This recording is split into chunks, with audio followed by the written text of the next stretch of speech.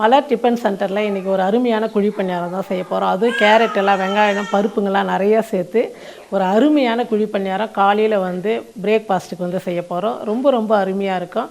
நீங்கள் நான் போட்ட மாதிரி அளவெல்லாம் போட்டு செஞ்சு பாருங்கள். இன்னொரு முறையும் செஞ்சு சாப்பிட்லான்னு இருக்கேன். ஏன்னா நம்ம சேர்த்துருக்கிற பருப்பு வெங்காயம் இதெல்லாம் மொறு மொறுன்னு அவ்வளோ டேஸ்ட்டாக இருக்கும் குழி பணியாரம். வாங்க அந்த குழி பணியாரம் எப்படி செய்யுதுன்னு பார்க்கலாம். ஸ்டவ் பற்ற வச்சு கடாயை வச்சுட்டேன்.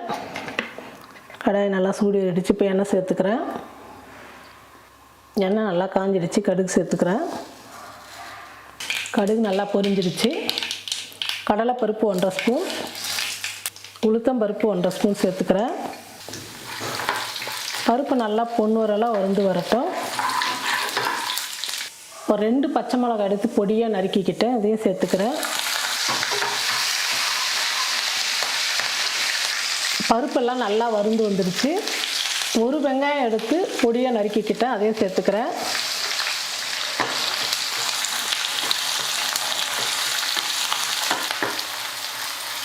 வெங்காயம் ஓரளவுக்கு நல்லா வதங்கின உடனே கருவேப்பிலை எடுத்து பொடியாக நறுக்கிக்கிட்டேன், அந்த கருவேப்பிலை சேர்த்துக்கிறேன்.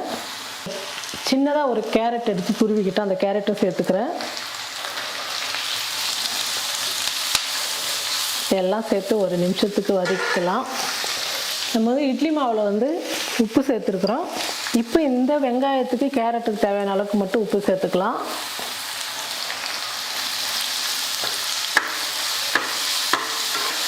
இப்போ ஸ்டவ் ஆஃப் பண்ணிடுறேன். எல்லாம் நல்லா வதங்கிடுச்சு.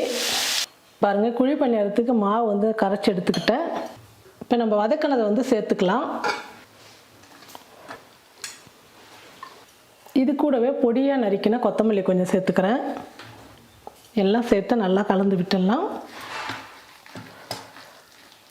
இப்போ நம்ம வதக்கினதெல்லாம் சேர்த்ததுனால மாவு கொஞ்சம் கட்டி ஆகிடுச்சு. லேசாக தண்ணி சேர்த்துக்கிறேன்.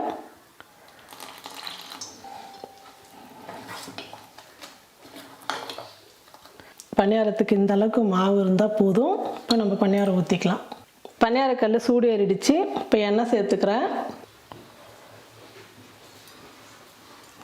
நம்ம எப்போவுமே பணியாரம் செய்யும் போது சென்டரில் ஃபஸ்ட்டு ஊற்றக்கூடாது. ஏன்னா சென்டரில் தீ அதிகமாக இருக்கிறதுனால சீக்கிரம் அது வெந்துடும், தீஞ்சு போயிடும். அதனால் சைட்லலாம் ஊற்றிட்டு கடைசியாக தான் நம்ம சென்டரில் எப்போவுமே பணியாரம் ஊற்றணும்.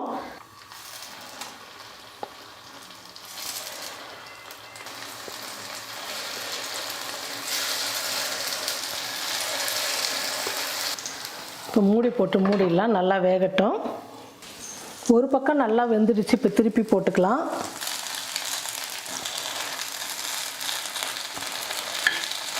அதுங்க இந்த மாதிரி மேலே நல்லா கலராக வெந்து வரணும்.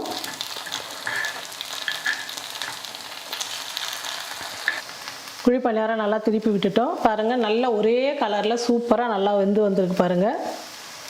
இன்னொரு பக்கம் நல்லா வேகட்டும். இப்போ எல்லாமே நல்லா வெந்துடுச்சு. இப்போ நான் எடுத்துக்கிறேன். பாருங்கள், இந்த பக்கமும் ஒரே மாதிரி கலராக நல்லா வந்திருக்கு. கறிவேப்பிலை, கொத்தமல்லி, பருப்பு, வெங்காயம், கேரட் எல்லாம் சேர்த்ததுனால சூப்பரான டேஸ்ட்டாக இருக்கும். ரொம்ப நல்லா இருக்கும்.